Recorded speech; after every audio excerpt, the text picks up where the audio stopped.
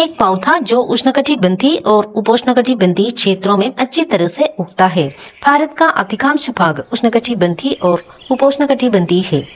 Blue cluster bell एक बहुत ही सुंदर नीले फूलों वाला पौधा है जिसे हम यहाँ बाड़ों, पेड़ों और झाड़ियों पर उग सकते हैं। इसके फूल बहुत सुंदर होते हैं।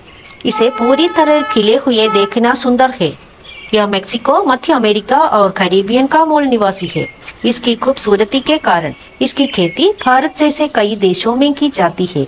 इसे गमलों में लटकते पौधे के रूप में भी उगाया जा सकता है। इस वीडियो में इसका जन्म स्थान, उसके बाद का निवास स्थान, इसकी विशेषताएं, देखभाल, निषेचन, रोग और कीट और प्रजनन को यथासंभव समुचित रखने का प्रयास किया गया है।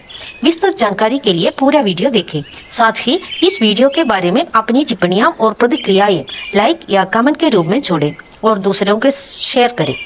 इस तरह के पौधों के बारे में अधिक जानकारी पूर्ण वीडियो के लिए इस चैनल की सदस्यता लें। अब आइए इसके विस्तृत वीडियो पर चलते हैं।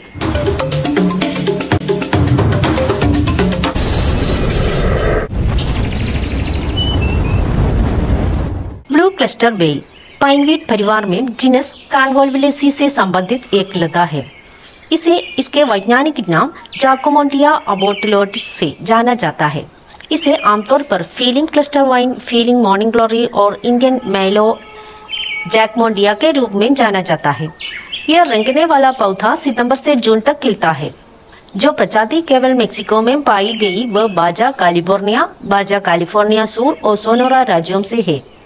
यह बाजा कैलिफोर्निया राज्य के दक्षिण पूर्व भाग से लेकर बाजा कैलिफोर्निया सूर के केप क्षेत्र तक फैली हुई है। यह बाजा कैलिफोर्निया पेनिनसुला के प्रशांत तट पर मैंगलेना और शांता मार्गरिटा द्वीपों पर भी पाया जाता है और आज सोरोरा में टिबरॉन द्वीप सहित कैलिफोर्निया की खाड़ी के कई द्वीपों पर व्यापक रूप से फैल हुआ है। यह एक पौधा है जो उष्णकटिबंधीय, उपोष्णकटिबंधीय क्षेत्रों के खुले क्षेत्रों में व्यापक रूप से उगता है। यह एक 2 तने वाले लता है जो आसपास की वनस्पति पर फैल सकती है। दिखने में अंडाकार से दिल के आकार का इसके महीन बालों के कारण इसकी बनावट मखमली होती है। इसके फूल छोटे और तुरही के आकार के नीले से बैंगनी रंग के होते हैं। कुछ पौधों पर सफेद फूल भी पाए जाते हैं जो आमतौर पर गुच्छों में दिखाई देते हैं और पूरे मौसम में खिलते हैं। यह शुरुआती पतझड़, ठंडे मौसम के गहरे महीनों और देर से बसंत ऋतु में खिलता है। यह एक पौधा है जो स्थानीय जलवायु के आधार पर 3 से 6 महीने तक फूल देता है।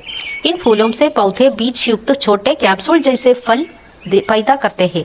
यह फूल मधुमक्खियों और तितलियों जैसे विभिन्न परागणकों की आकर्षित करते हैं। इस प्रकार यह पारिस्थितिकी तंत्र के लिए एक अच्छा आवास बनता है। यह अच्छी जल निकासी वाली मिट्टी को पसंद करता है। कई पौधों की तरह मिट्टी का पीएच इसके विकास के लिए महत्वपूर्ण है। यह 6 से 7.5 की विस्तृत पीएच रेंज में विकसित हो सकता है, लेकिन यह तटस्थ मिट्टी को पसंद करता है। 6 से 7 की थोड़ी अम्लीय पीएच सीमा वाली मिट्टी, लेकिन यह 7% से 5 तक थोड़ी क्षारीय स्थितियों को सहन कर सकती है। यह एक ऐसा पौधा है जो आंशिक छाया और पूर्ण सूर्य में उग सकता है। परिपक्व होने पर सूखा सहनशील, हालांकि शुष्क जलवायु में पौधों की अच्छी वृद्धि और फूलों के लिए पानी देना बहुत अच्छा होता है। हालांकि अन्य सभी पौधों की तरह यह पर्यावरणीय परिवर्तनों से प्रभावित हो सकता है। 10 या 14 NPK यानी नाइट्रोजन, फास्फोरस और पोटेशियम के बराबर अनुपात के साथ संतुलित और धीमी गति से निकलने वाला उर्वरक चुनें।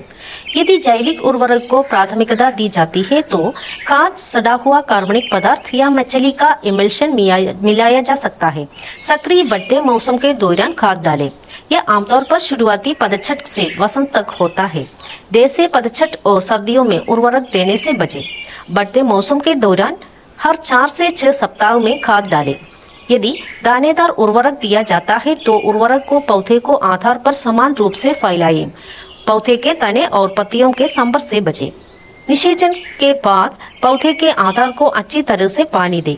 इससे पोषक तत्वों को पौधे के जड़ क्षेत्र तक तेजी से पहुंचने से मदद मिलेगी। यदि तरल उर्वरक का प्रयोग किया जा रहा है तो पैकेज पर दिए निर्देशों के अनुसार इसे पतला करें और सीधे पौधे के आधार पर लगाएं। इसे लौह, मैंगनीज और जस्ता जैसे सूक्ष्म पोषक तत्वों की भी आवश्यकता होती है, जिन्हें अक्सर संतुलित उर्वरकों में शामिल किया जाता है। लेकिन कमी नजर आने पर सूक्ष्म पोषक तत्व वाले उर्वरक भी देने चाहिए। यदि पौधे की पत्तियों की शिराओं के बीच पीलापन दिखाई देता है तो आयरन की कमी है। पौधे की नियमित निगरानी करें। यदि आपको पोषक तत्वों की कमी या अधिकता के लक्षण दिखाई देते हैं, जैसे कि पत्तियों को पीला पड़ना, विकास रुकना और पत्ती का जलना, तो उर्वरक के प्रयोग को तदनुसार समायोजित करें। इस पौधे को प्रभावित करने वाले रोग और कीट है एफिड्स, मकड़ी के कण, सफेद मक्खियाँ, कैटरपिलर, खस्ता फफूंदी, जड़ सड़न, पत्तियों गब्बे। उनके नियंत्रण और देखभाल के बारे में अधिक जानकारी के लिए आईवी पैराडाइज वेबसाइट पर रोपण और देखभाल पृष्ठ पर जाएं। बीजों को अंकुरित करके, तनों को काटकर और उन्हें जड़ से उखाड़कर नए पौधे पैदा किया जा सकते हैं। उत्पादन प्रक्रिया का विवरण जानने के लिए आप वेबसाइट पर डिफरेंट प्रोपगेशन मेथड नामक पेज पर जा सकते हैं, या आप वेबसाइट पर जाकर व्हाट्सएप पर कार्यकारी से संपर्क कर सकते हैं। इन पेजों का लिंक और रोपण कार्यकारी नंबर विवरण में दिया गया है। डिब्बा हम आपके लिए कई विशेषताएं प्रस्तुत करते हैं जिनके बारे में आप जानते हैं और नहीं जानते हैं।